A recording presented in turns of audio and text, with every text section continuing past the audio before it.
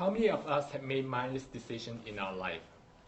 Most decisions we made out of impulsiveness, for a moment of excitement, or simply whatever. We don't have a clue why.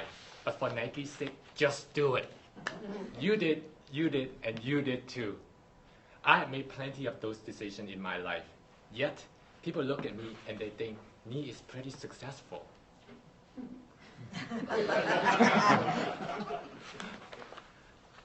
Today,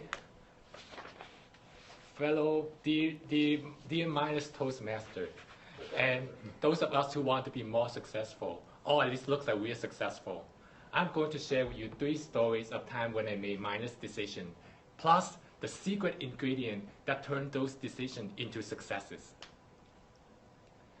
As Henry Ford once said, anyone who stops learning is old, whether at 20 or 80. Anyone who keeps learning stays young. As a fresh graduate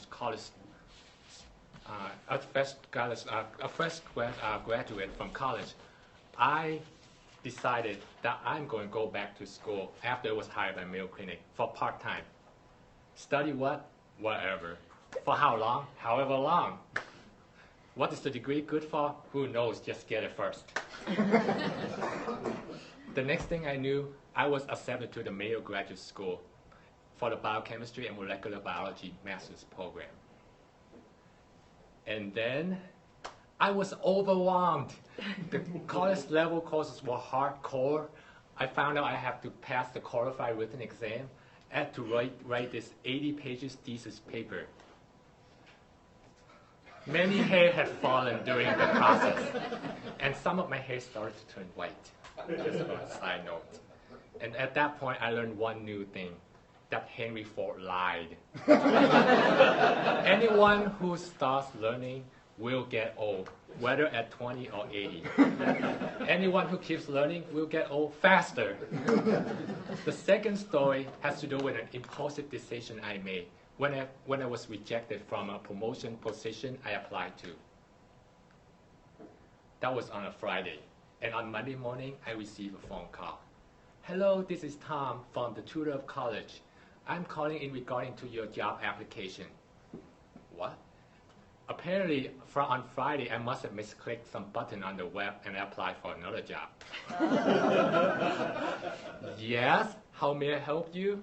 The next thing I knew, I was invited to an in-person interview, and Tom handed me a packet of math problems to solve and asked me to explain how I got my answer. And then I was totally lost. I haven't done math for the last 15 years ever since I graduated. I nervously pointed my hand on this figure with my fingers, and I said, it's a trapezoid, because the sides are parallels. Tom said, this question isn't intended to be a trap. It's a parallelogram, as he corrected me. I said, oh, I got the wrong answer, but my verbal explanation was correct. You always give partial credit in math tests. I fought hard for that one. The third story has to do with my ability to imagine and fantasize, also known as daydreaming. I'm always inspired by fantasy stories and from games such as Warcraft, Starcraft, and mythical creatures. On last November, on a boring day, I mindlessly decided that I'm going to start writing a novel. And then I was totally desperate. I realized that English is not my first language, and before I can even start writing my 1,000 pages ambitious fantasy novel, fantasy series,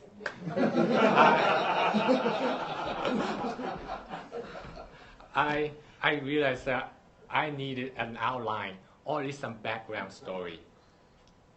The time, the location, the characters, the name of the character, the trait of the character, social status of the character, what they like, what they dislike, what they wear, what time they eat, what time they sleep, what time they die, what time I die.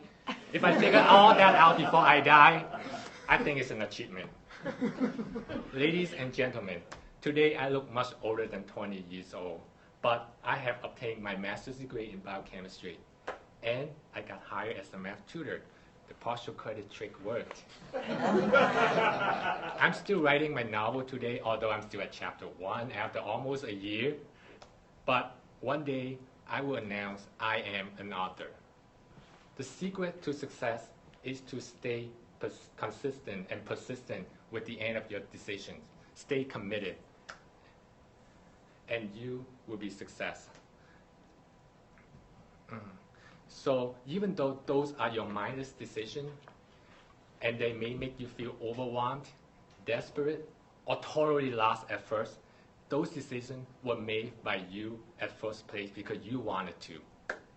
So follow my lead and just do it. Motivate each other and encourage each other, and we all shall conquer our challenges together, and we will be successful. As Henry Ford truthfully speak this time, coming together is the beginning. Keeping together is the progress. Working together is success. Madam Chair, Conference Chair.